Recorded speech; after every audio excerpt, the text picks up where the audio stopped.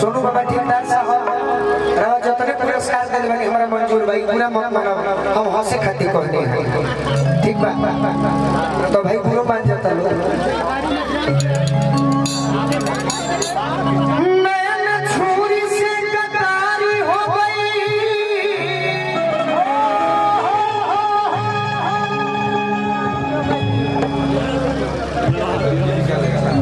DD college छात्र नेता बने राकेश यादव जी डीडी कॉलेज बहुत सुंदर पुरस्कार छात्र में और अपने नेतागिरी में आगे बढ़े नैन छुरी से कटारी हो गई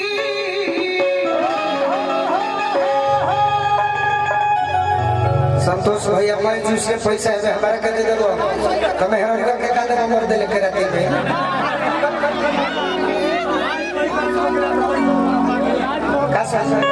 चाहिए ये हमारा विषय में भाषा ही हुई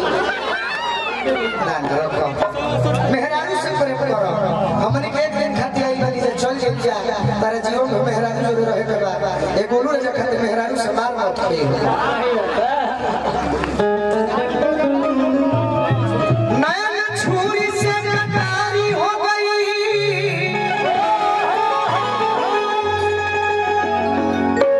रूप के दुनिया पुजारी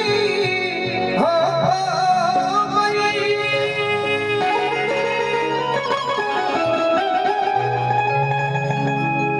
टूना से केहू नजरिया में आके जब बस जाई तो जजी हो कि प्रेम की बीमारी हो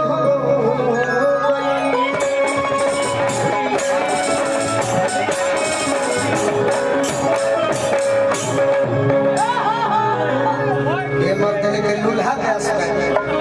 लंगड़ो प्यास है आराम से कोनो दिक्कत नहीं एगो गाना हुआ भैया कुछ दिन मैंने एक साल पहले गौले रहने और गीत के भोजपुरी के मोहम्मद रफी पवन सिंह जी भी गौले रहे हमारे 20 साल 21 साल उम्र भई अब 20 साल 21 साल उम्र में हमारे जीवन तबाह है तो पूछी जे कैसे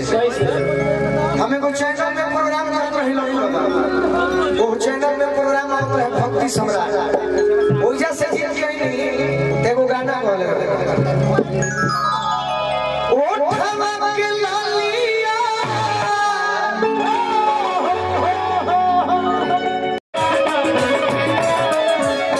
प्रधान भक्त के प्रत्याशी हमरा लल्लू बाबा एगो पुरस्कार के कर रहे जयनगर से हमरा विनय यादव जी बहुत बहुत पुरस्कार दिले बेले लास्ट में लइका संतोष सुरसवाल तारा से प्यार है और जब पे बाड़ा और जब पे बाड़ा सुधरा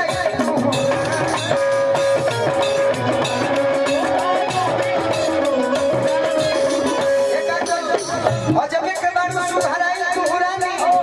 कभी कभी मन मारे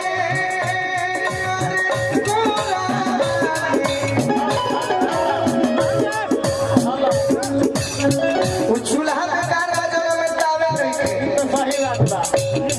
बात बुझाई लाई है ना वो चूल्हा में कार हिंदू जी समझो वो चूल्हा में कार जोना में दावे नहीं पड़ोसी बेकार बा जेकरा से लगावे नहीं वो मेहरारू बेकार लिया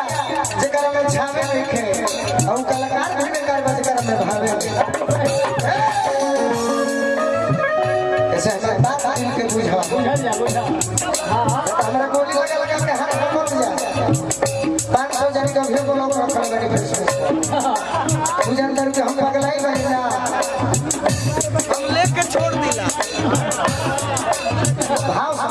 ना दे ये सब भावे लोग देखेगा सही बात गजब के बात सुघराई तोहरा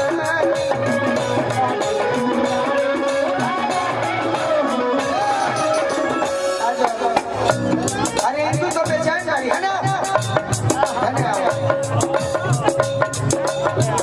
मन करे कोरावा के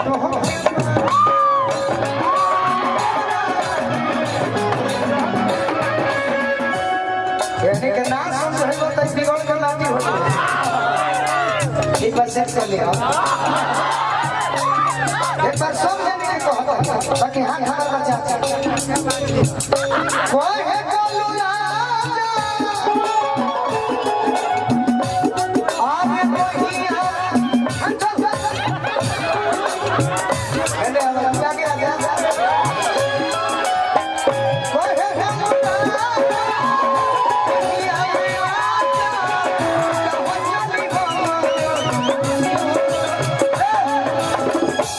गुदगुदाओ कर सका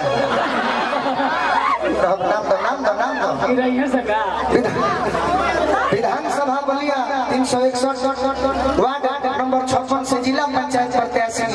संजय यादव भैया हमारा ग्राम पुलिस पोस्ट पूरा हल्के भाव से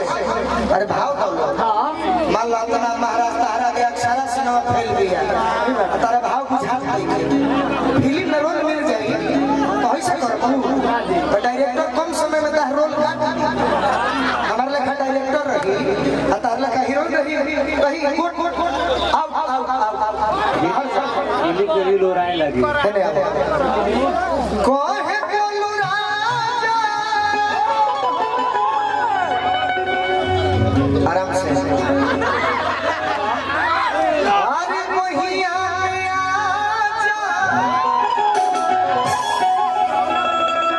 कृष्ण भगवान नाम चले